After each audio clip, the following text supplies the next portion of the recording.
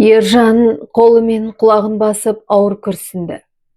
Айжанның қыңыр мінезін әбден шаршады. Үйленген кезде қызы мен жаңа әйелі Дина бір-біріне үйренісіп, жақсы қарым-қатынас орнатады деп үміттенген. Тіпті Дина Айжанға ана болмаса да, ең болмағанда дос болады деп ойлады. Бірақ уақыт өте келе олардың қарым-қатынасы тек нашарлай берді. Ержан екі оттың ортасында қалды. Қызын қатты жақсы көретін. Бірақ Динаның сөздеріне де сенбеуге негізі жоқ еді. Өйткені ол өзі де Айжанның әйелімен қалай сөйлесетінін талай рет көрген. «Болды, жетер», деді ол қатты дауыспен. «Бұл қашанға дейін жалғаса береді? Мен сендерді достасады деп үміттендім. Ал сендер тек жүйкемді құртасыңдар. Бір апта бойы жұмыс істеп, 3 сағаттай ғана ұйықтадым. Үйге демалуға келсем тағы да ұрыс». Айжан бірден өз бөлмесіне жүгіріп кетті. Бірақ есіктің алдында бір сәтке кідіріп, көзіне жас алып әкесіне қарады. «Әке, сен үшін әрқашан жұмыс, Дина, бәрі менен маңыздырақ болды». Сосын есікті қатты жауып жіберді. Дина сол сәтте Ержанның қасына келіп оны құшақтады. «Өзің де көріп тұрсың ғой, ол мүлде тыңдамайды. Айтқанымды түсінбейді. Оның үстіне өтірікші. Сен елестете де алмайсың, қандай қиялы әңгімелер ойлап табатын. Әрине, олардың бәрінде мен басты зұлыммын». Ержан терең күрсінді. «Қандай ұсынысың бар?» «Дұрыс түсін. Мен жаман ештеңе айтып тұрған жоқпын. Бірақ мүмкін оны тәрбиесі қатал мектепке берерміз. Каникул сайын үйге алып келеміз. Ол жақта оған қалай дұрыс өмір сүру керектігін үйретеді», деді. Ержан әйеліне бұрылып қатаң дауыспен айтты. «Мұны есіңде сақта, Айжан үйде тұратын болады». Дина көзімен атып жіберердей қарады. «Өзіңнің балаңа өзің жамандық жасап отырсың. Кейін өкінесің, бірақ кеш болады», деді Дина. Ол есікті қатты жауып шығып кетті. Ержан селк ете түсті. Ол ешкіммен ұрыспады, ешкімге жамандық жасаған жоқ. Бірақ ақыры жалғыз қалды. Оның үстіне өзін екі жаққа да кінәлі сезінді. Кешке Динамен татуласты. Оны реніштен арылту оңай, карточкасына ақша аударсаң сол жетіп жатыр. Бірақ қызына келгенде бәрі қиын еді. Ержан Айжанның есігін қақты. «Қызым, ашшы, бұл мен». Есікті Айжан бірден ашып, мысқылмен айтты. «Менде бәрі ашық, өйткені менің жеке кеңістігім жоқ қой. Бөлмемнің кілтін де алып қойған». Ержан не дерін білмей Динаға қарады. Бірақ ол жай ғана иығын көтерді. Ол өте тұрақсыз қыз. Одан бәрін күтуге болады. Айжан түнеріп бөлмесіне қайта кіріп кетті. Ержан басын шайқап әйеліне қарады. «Дина, сен тым асыра сілтеп жібермедің бе?» деді. «Саған солай көрінген шығар», деді де Дина үйден шығып кетті. Ержан қайтадан басын шайқады. Динаға ақша беруге болмайды. Ол қандайда бір сома қолға тисе бірден дүкен аралап кетеді. Керек пе, керек емес пе, оған бәрібір. «Айжан, жүр, қыдырып қайтайық. Біздің кафеге барайық, немесе жағалауда серуендейміз». Айжан кітабын шетке қойды. «Онымен бірге ме?» «Жоқ, қызым, тек екеуміз». Айжан сенімсіздікпен қарады. Содан кейін әкесінің мойнына құшақтап секіріп кетті. «Әке, біз көптен бері бірге ешқайда бармадық қой». Олар серуендеп кафеде түстенді. Айжан көз алдына өзгеріп шыға келді. Ашылып, жайдарлы күйге енді. Кафеден кейін тоғанға барып, үйректерге нан берді. «Кішкентайым, сен қанша тырыссаң да бұл әңгімені айналып өте алмайсың. Біз сөйлесуіміз керек. Бұл жағдайды осылай қалдыруға болмайды. Сен де, Дина да мен үшін қымбатсыңдар». Бірақ қазір болып жатқан нәрсе. Айжан селк етіп денесін тік ұстады. Мен бұны бекер айттым деп ойланды Ержан. Бірақ шындығында солай еді. Дина әрдайым өз сөзін өткізе алатын, адамды сендіре алатын. Ал Айжан керісінше мүлде ақталмайтын, ештеңе түсіндірмейтін. Жай ғана ішіне бәрін бүгіп, үндемей қалатын. Айжан, мен үйде болмаған кезде де сендер үнемі ұрсып жүресіңдер ме? Ұрыс дейсің бе? Жоқ әке, біз одан да жаман өмір сүреміз. Сен елестете де алмайсың. Ол ақыры әкесіне қарады. Ержан оның көзінде жас толғанын көрді. Әке, өтінемін, мені балалар үйіне берші. Мен онымен бірге тұрғым келмейді. Мен шыдаймын. Ол жақта қаншама бала өмір сүріп жатыр ғой. Ержан қорыққаннан қызын құшақтап алды.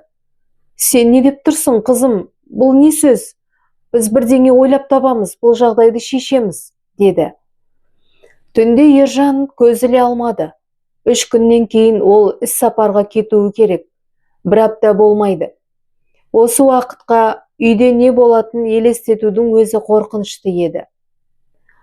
Менің қызым өтірік айтатын адам емес. Бірақ балалар үйіне жіберші деп сұрайтындай соншалықты ойдан құрастырып алу мүмкін бе, деп ойлады ол. Бірақ егер өтірік айтып тұрса, неге шын мәнінде не болып жатқанын айтпайды? Ержан қызын қатты құшақтап, күндей күнім, мен тек бір аптаға кетемін. Мүмкін ертерек қайтып келермін. Айжан басын изеді. Әке, өтінем, тезірек қайтшы. Осы сәтте Дина күйеуін шығарып салуға келді. Маған жазып тұр. Ержан үнсіз басын изеді, бірақ оның жүрегі тыныштық таппады. Ержан монитордан шошып, шегіншектеп кетті. Экранда Айжан өз бөлмесінде отыр еді. Сабақ оқып жатыр ма, әлде кітап оқып жатыр ма белгісіз. Бір кезде есік айқара ашылып бөлмеге Дина кірді. Оның мас екені бірден байқалды. Дина Айжанның кітаптары мен дәптерлерін лақтырып ашулы түрде айқайлайды. Мұның бәрі саған түкке де керек емес. Сен бәрібір жақында балалар үйіне кетесің. Әкеңді де бір жаққа жіберемін. Ол сүйікті қызынан айырылса, көпке шыдамайды ғой, деді Дина. Осыны айтып, мысқылдай күліп қойды. Ержан жұдырығын түйді. Міне шындық. Осы күнге дейін өзі Айжанға қамқор болуға тырыстым деп жүрген әйел, енді оны қалай да бұл үйден қуып жібергісі келетінін жасырмай айтып отыр. Соңғы күндердің жазбаларынан тек ұрыс-керісті естуге болатын еді. Дина мен Айжан дәлізде дауласты. Ал ол жерде камералар жоқ. Содан кейін Айжан бөлмесіне жүгіріп кіріп, сол жақтан шықпады. Бұл Ержанға біртүрлі көрінді. Қызы мүлдем бөлмеден шықпаған, не тамақ ішуге, не серуендеуге. Таңды күтпестен ол ақырын қыздың бөлмесіне жақындады. Есікті ақырын басып көрді, ашық екен. Айжан төсекте жатыр. Өзі тым бозарып кеткен. Айжан, қызым, деп Ержан оның жанына отырды. Айжан көзін әрен ашып, оған шаршаңқы, немқұрайлы көзбен қарады да қайтадан жұмды. Ержан оны сілкілей бастады, бірақ қыз ешқандай жауап қайтармады. Ол кезде бөлмеге Дина кіріп келді. Не болды сонша? Деді ол қабағын түйіп. Көріп тұрсың ғой, есірткі қолданған ба анық. Айжан, деп дауыстады Ержан. Сен не есіңнен адастың ба? Сол сәтте Ержан жедел жәрдем шақыртып, жедел жәрдеммен келген жас дәрігер қызды ұзақ тексерді. Дина күңкілдеп, мен сені ескерткенмін. Ержан үнсіз есікті ашты. Кет, жай ғана кет. Дина мырс етті. Бұл жолы мені көндіруің оңай болмайды. Бірақ Ержан есікті тарс жауып үлгерді. Дәрігер ауыр күрсініп, шақырғаныңыз дұрыс болды. Мен бұл сала маман емеспін, бірақ қыздың ауыр жүйке күйзелісіне түскені анық. Қандай да бір есірткі іздері жоқ, бірақ оған бәрібір ауруханада ем алуы қажет, деді. Ержан 2 күн бойы ауруханадан шыққан жоқ. Дәрігерлердің айтуынша, Айжан қатты күйзеліске түскен. Содан оған қосымша асқынулар пайда болған. Медициналық терминдерді ол онша түсінбеді, бірақ жағдайдың ауыр екенін білді. Ол қызының қолын ұстап, жаймен сөйлей бастады. Есіңде ме? Кішкентай кезіңде туған күніңде біз сені саябаққа апардық. Сен сол кезде бір үйректі ұстап алып, оны үйге алып кетемін деп жылаған едің. Айжан әлсіз күлімсіреді. Ал анаң саған үйректің де балалары бар деген еді, деп жалғастырды Ержан. Сонда мен оларды да алып кетеміз деп айтқанмын ба? Деп сыбырлады Айжан. Ержан басын изеді. Сосын анаң оларды қайда қоямыз деп сұрады. Ал сен өз бөлмемде қоямын дедің. Айжанның көзіне жас толды. Сосын анам жирафты да аламыз деп күлген еді, деді ол ақырын. Бірақ сен жылап жіберіп, ойыншықтарды ешкімге бермейтініңді айтып, үйректі қуып жібердің, деді күлімсіреді Ержан. Ол қызын құшақтап, қорықпа қызым, енді бәрі жақсы болады. Ержан көлігінде отырып терезеден үйіне қарады. Терезелер жарық, демек Дина үйде. Ол ішке кіріп, Динаға оған көз қиығымен қарап қайтадан теледидарға бұрылды. Ержан жымиды. Бүгін Айжан оған бәрін айтып берді. Неге ол үнсіз жүрді, неге ештеңе айтпады? Себебі Дина оны қорқытқан. Егер әкеңе бәрін айтсаң, ол бәрібір саған сенбейді. Ал егер біліп қойса, ол да сені тастап кетеді деп айтқан. Айжан оған сенбеді, бірақ әкесінен айырылып қалудан қорықты. Ержан Динаға суық көзбен қарап, заттарыңды жина. Дина иығын қозғады. Сен мені санаторийге жолдама беріп құтылғың келе ме? Онда қатты қателесесің, сен мені ренжіттің. Санаторий? Ержан мырс етті. Жоқ, жай ғана кет. Дина орнынан атып тұрды. Сенің есің дұрыс па? Ержан оған жақындап. Мен ешқандай әйелге қол көтерген емеспін, бірақ егер сен осында тағы 10 минут тұрсаң, мен өзімді ұстай алмаймын. Дина артқа шегінді. Міне, солай ма? Бұл сенің алғысың ба? Мен сенің жынды қызыңды тәрбиелеуге тырыстым. Егер мен кетсем, қайтадан мені кешіруің үшін талай тізерлеп жүруге тура келеді, деді Дина. Ержан оны тыңдаған жоқ. Ол Айжанның бөлмесіне кіріп, есікті кілттеді де төсекте қисайып, бірден ұйықтап кетті. Келесі күні ауруханаға келгенде ол таң қалды. Айжан күліп отыр. Жай ғана күліп емес, рахаттанып, шаттанып күліп отыр. Ол осындай күлкіні соңғы рет қашан естігенін де ұмытып қалыпты. Ержан есікті ақырын ашты. Қызының жанында сол жас дәрігер отыр. Шынымды айтсам, біз екеуміз ол жерге міндетті түрде барамыз, деп күлімсіреді дәрігер.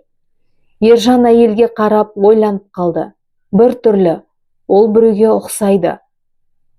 Анасы Айнұрға ұқсайды ма? Жоқ, сырт келбеті емес. Дауысы, қимылдары, күлкісі. Ол басын сілкіп, ойын жинақтауға тырысты. Әрине, бұл жай ғана сәйкестік. Ол есікті кеңірек ашып жымиып, қызық, сендер менсіз қайда барғалы жатсыңдар, деді. Мүмкін мен де сендермен бірге күліп алғым келетін шығар, деді Ержан жымиып сөйлеп. Айжан қуанып төсектен секіріп түсті, ал Гүлмира сәл қызарып кетті. Әкем келді. Гүлмира айтты. Күлкі бөлмесіне бару керек, деді Айжан. Онда тіпті қазір күлкілі емес нәрселердің өзі өте қызық болып көрінді. Онда мен де сендермен барамын. Гүлмира одан сайын қызарып, мен ойлаған едім, біз тек Айжан екеуміз ғана барамыз деп, бірақ сіз келгіңіз келсе қарсы емеспіз. Ендеше бәріміз бірге барамыз. Сол күні олар Айжан қалаған барлық жерге барды. Ержан қызының жанында өзін бала сезінді. Уайымсыз күліп, ойнап, уақыттың қалай өткен байқамай қалды. Сол сәтте ол бір нәрсені түсінді. Осылай еркін, осылай бақытты болуды ол тек Айнұрмен бірге болғанда сезінетін. Ол шынымен сүйген жалғыз әйел сол еді. Ал енді дәл осындай жеңілдік пен қуаныш Гүлмирамен бірге болғанда да пайда болды. Бұл жай ғана сәйкестік пе? Жоқ. Гүлмира тек қызын ғана емес, оған да ұнайды екен. Жарты жыл өтпей жатып, Ержан енді Гүлмирасыз өмірін елестете алмайтын болды. Егер бұл оқиға сізге ұнаған болса, қолдауыңызды күтемін. Лайк басып, пікір қалдырыңыздар. Рахмет және бар жақсылықты тілеймін.